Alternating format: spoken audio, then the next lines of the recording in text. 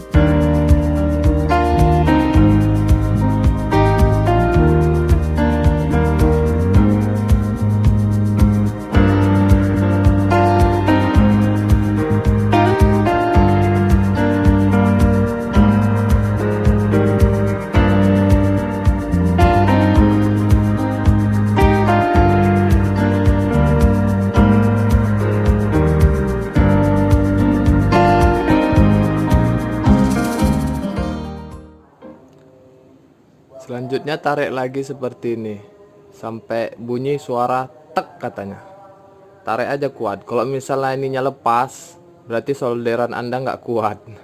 Ya kan, macam ini ya, kita tarik kuat. Masuk. Belum. Masuk. Ya kan, satu lagi. Merah. Kok lepas berarti solderan Anda nggak kuat. Oke, masuk. Selesai. Tinggal pasang di bum-bum.